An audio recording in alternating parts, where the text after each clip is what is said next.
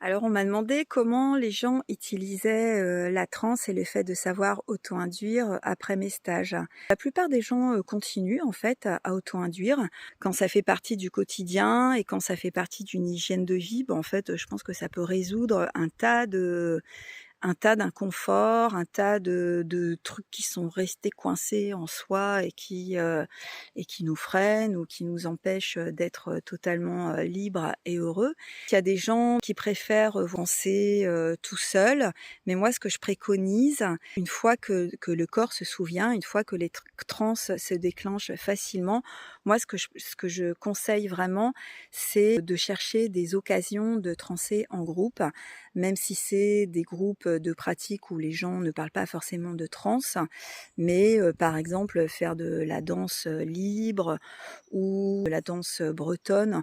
où on a l'occasion, de faire des mouvements, répétitifs en groupe pendant, plusieurs heures d'affilée, là peuvent se produire des transes et les transes de groupe sont, toujours, guérisseuses et salvatrices en fait. Et pour moi, rien que le fait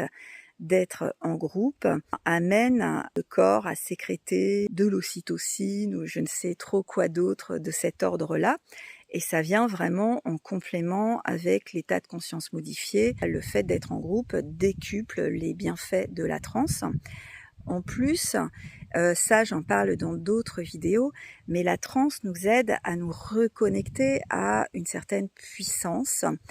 puissance intérieure et quand on a l'habitude de transer ou même quand on a fait juste un stage, le cerveau a compris qu'on a cette puissance à l'intérieur de soi et du coup, voilà, ça on le sait, le cerveau le sait et ça c'est extrêmement, rassurant pour la vie en fait. Alors ça se passe à des niveaux inconscients bien sûr,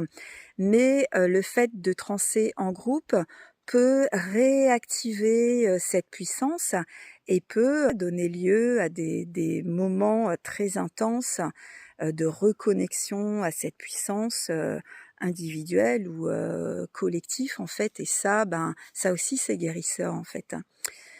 Et c'est guérisseur et c'est générateur, de créativité en fait.